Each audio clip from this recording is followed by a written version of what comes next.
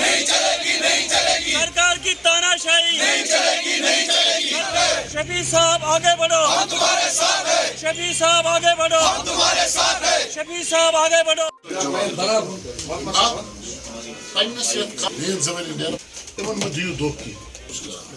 इसको मैंने 10 दिन खाया, कहीं भी दफ्तरों में आज भी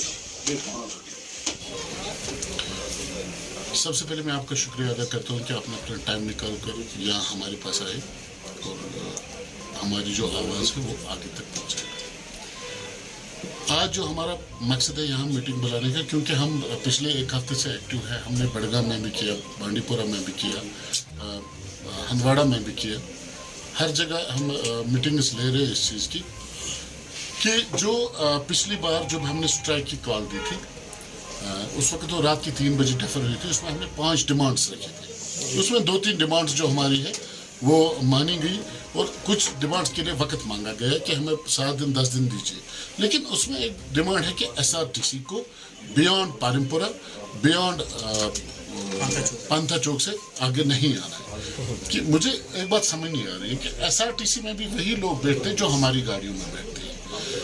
SRTC अगर बियॉन्ड पारिमपुरा आएगी, SRTC पांथा चौक से आगे आएगी, तो हमारी गाड़ियां वो क्यों नहीं आ सकती? कि इसमें इमीडिएट एक्शन जो ऑर्डर्स हुए हैं वो उसमें इम्प्लीमेंट हो जाए। साथ साथ टैक्स का बताया गया था कि उसको हम सैक की मीटिंग हो रही है तो उसका हम वेट कर रहे हैं, 1 हफ्ते तक फिलहाल हम वेट कर रहे हैं। लेकिन जो इस वक्त मुद्दा है, जो हम पर एक पहाड़ गिराया है कि NGT जो टैक्स लगा है हम पर, जो रजिस्ट्रेशन फीस, उसको NGT ने किया है कि वो टैक्स की ग्रीन टैक्स के नाम से इस वक्त कहा जा रहा है जी।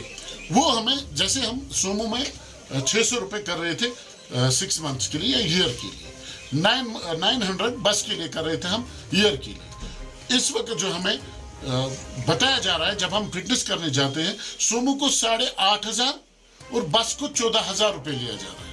फिटनेस फीस सिर्फ 6 महीने का, उसके बाद 6 महीने बाद फिर हम रजिस्ट्रेशन करने जाएंगे तो वहां पर फिर वही मांगा जा रहा है। मुझे एक बात समझ नहीं आ रही है कि हम पिछले 10-12 दिन जम्मू में बैठे, हम ये कह रहे थे कि हमें जो 2,000 अपनी टैक्स लगा या पैनिक बटन या डिवाइस बोला गया था वो लगाने के लिए, उसके लिए हमने जद्दोजहद की कि हमारे पास इतने रिसोर्स नहीं है कि हम वो भर सकें।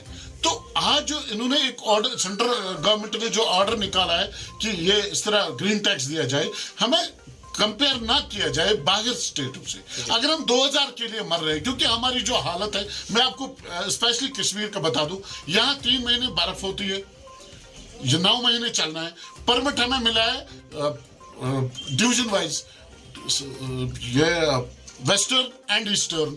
उसके बाद यहाँ परमिट दिए गए, हर स्टैंड को अपने अपना रूट दिया गया। सेम मैं क्रीरी में आया हूँ, क्रीरी को एक शॉर्ट रूट है 20 किलोमीटर, ये बेचारा दिन भर इसी में चल रहा है, यानी ये 2 घंटे काम कर रहा है। बाहर क्या है, बाहर 24/7 काम चल रहा है, वहाँ रात दिन काम चल रहा है, ना बर्फ है ना कुछ है, 12 महीने चल रहा है। हम आपके माध्यम से सेंट्रल गवर्नमेंट को ये बताना चाहते हैं कि हमारे साथ इंसाफ किया जाए।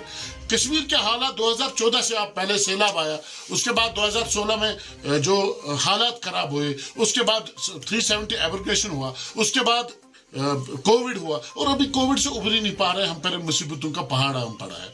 हम आपके माध्यम से ये LG साहब और सेंट्रल गवर्नमेंट नितिन गडकरी जी या प्रधानमंत्री से भी अपील करते कि खुदारा खुदारा खुदारा हम पे इंसाफ कीजिए। हम मिट चुके हैं, हमें मत मिटाइए। हम इस वक्त उस दौर से गुजर रहे हैं कि हमारे बच्चों को खाने के लिए शाम को कुछ नहीं होता, क्योंकि मैं 2 घंटे गाड़ी चला। हमें कंपेयर बाहर के स्टेट से मत कीजिए। अगर हमने ऑल इंडिया थ्रू आपने किया है ग्रीन टैक्स, लेकिन कश्मीर, हमें देखिए यहाँ की ट्रांसपोर्टर की हालत देखिए, उनको समझिए कि उनकी हालत क्या है।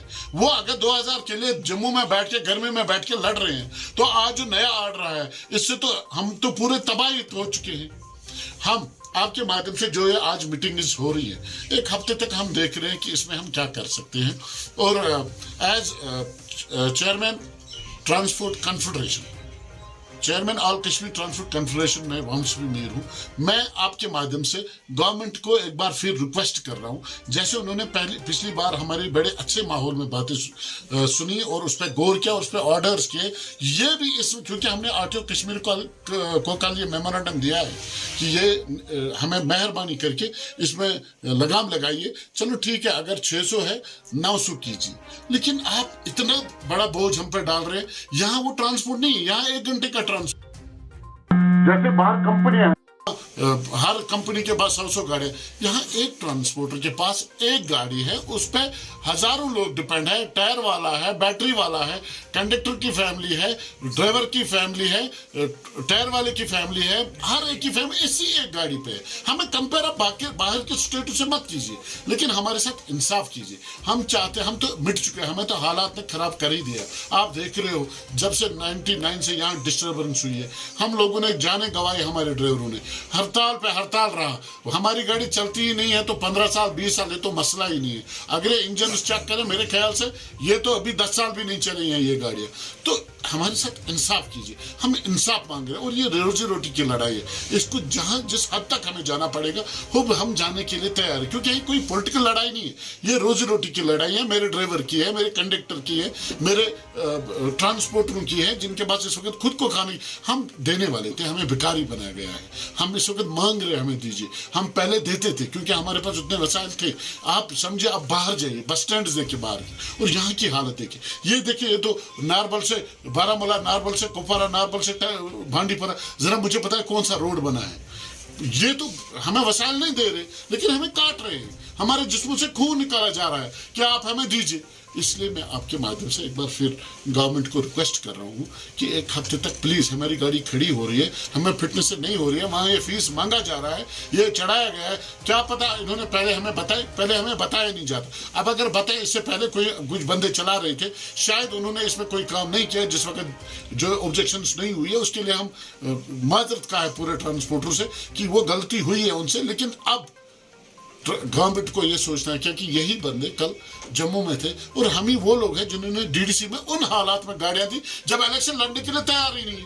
वो पैसे भी अभी नहीं मिले, कोविड के पैसे नहीं मिले, सरकारी दफ्तरों में प्राइवेट गाड़ियां चल रही है, उनके जो ऑफिसर्स है वो प्राइवेट व्हीकल, जबकि उनके पास मतलब ये अथॉरिटी नहीं है कि वो प्राइवेट व्हीकल हायर करे। लेकिन वहां भी आप देखिए, वहां भी प्राइवेट व्हीकल चल रहे हैं, अड्डे प्राइवेट व्हीकल्स के बने हैं, कोई सुनता ही नहीं है। हम जाए तो जाए कहाँ? इसलिए हमने हर जगह मीटिंग, कलम हंदवाड़ा थे या बड़गाम थे, बांडीपुरा थे, साउथ में इस वक्त मीटिंग चल रही है।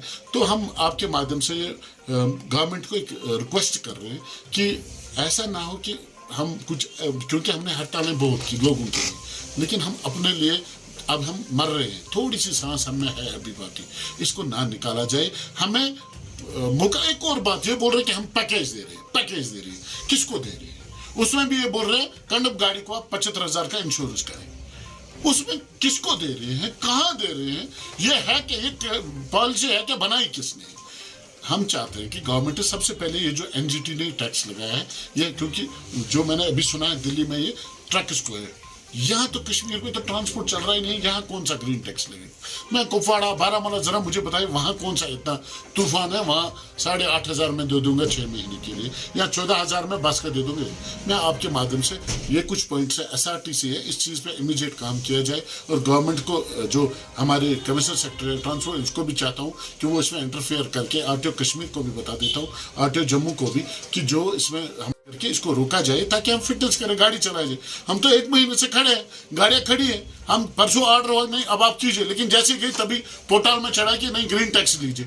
तो जब हम 2000 के लिए जो हमें पैनिक बटन लगाना था, वो फॉर एवर 2,000 रुपये में आता था, तो उससे हम मर रहे थे। हम बोल रहे ये नहीं लगाएंगे, तो ये तो 6 महीने बाद हमें हर साल में 16,000, साल में 32,000 भरना पड़ेगा। हम भरें तो भरें क्या? हमारे पास इतना वसाइल है ही नहीं हम कुछ भर सके।